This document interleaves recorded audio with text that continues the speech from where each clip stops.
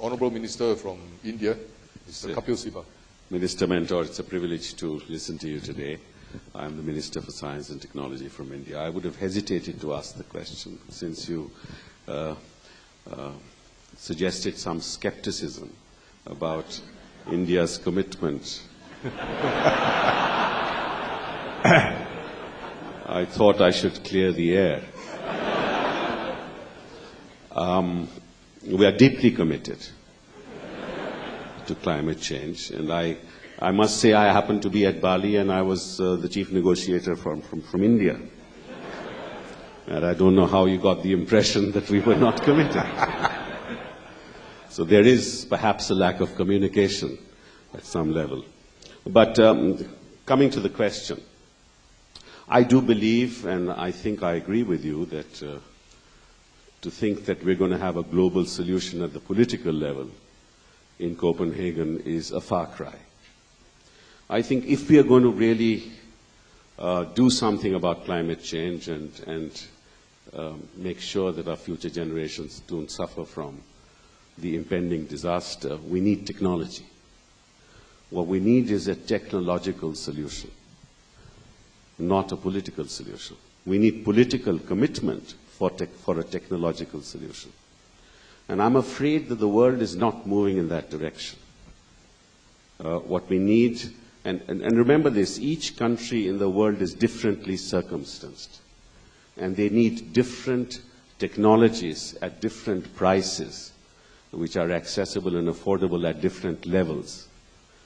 And I don't think that the global community has gotten together to think of those technology solutions. For some, solar energy will be a solution. For some, wind energy is a solution. For some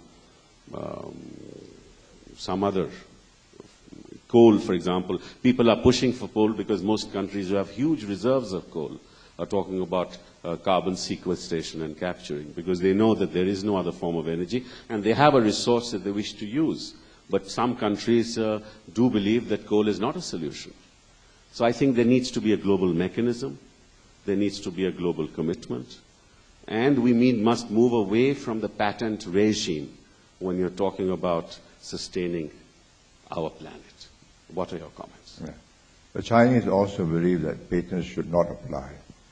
If you want them to grow green, then what you have discovered, you pass on to us, and we will be able to help you. I said this of India because in Bali, because both India and China took the same positions. They did not commit themselves. You did not commit yourself in Bali to the resolutions that were put up. And I don't blame you, because your per capita consumption is that low. So 80% of your population is in the countryside. And even in the towns, you've not industrialized like the Chinese have, because you've gone IT first. So your contribution to global warming is insignificant.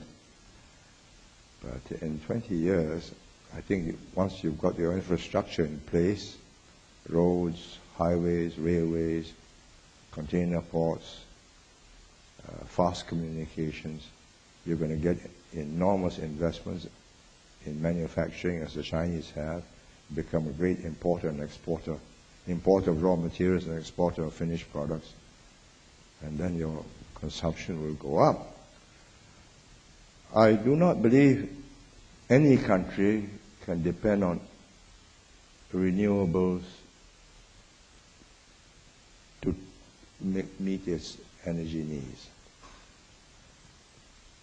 Unless there are certain things, there are certain areas where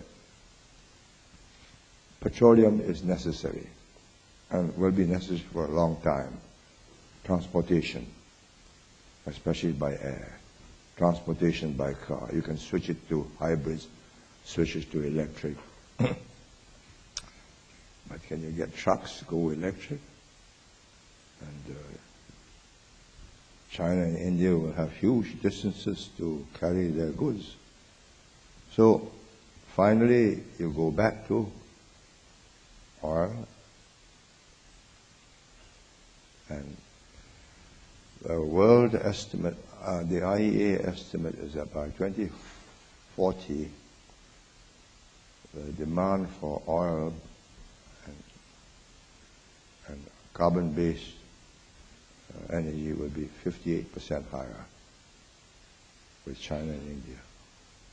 And the output will not match, the output from the oil-producing countries will not match that increase. In other words, the price will go up. So if you allow the price to filter through to the people, then there is a chance that the people will learn to adjust. But as you know, India also subsidizes energy, as the Chinese do. And so you're not curbing consumption. I mean, we do not subsidize energy. We subsidize nothing which we have to import. So the population learns to live within its means. But big countries like China and India feel that that is one way of equalizing the people who are in the lower socio-economic classes. But that means you distort the consumption of energy, and that prolongs the agony. I mean, it's not your jurisdiction, it's the Minister for Finance, and he's got to consider the impact on the votes in the next election. Your job is to find the technology, but I do not believe that you're going to find any technology that will solve this problem, because all the technologies goes back to sun-based energy, except nuclear, either fission or fusion. I mean, you think about it. When we burn coal, when we burn oil, it's stored energy from the sun. When we burn wood, wind is also stored energy from the sun. It causes all these movements on Earth. If we can find the secret to the atom without causing disastrous consequences, then we have limitless supplies. And then whoever discovers it will want to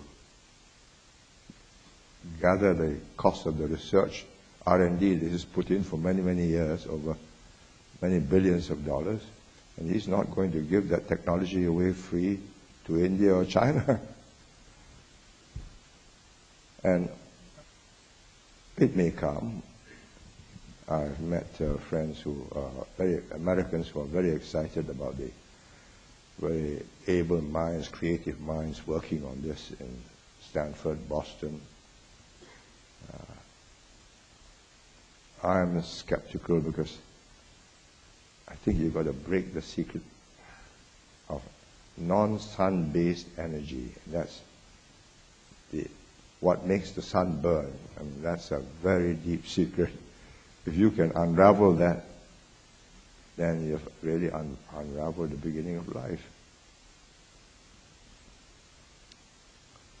And as Minister for Science and Technology, maybe you might put a portion of your R&D funds to work with the Americans and Europeans and the Japanese who are very hard at work on it. I mean, this CERN project has not come. I mean, umpteen years have gone into this collider, and after 4 days they shut it down. And some of the best brains in the world are there.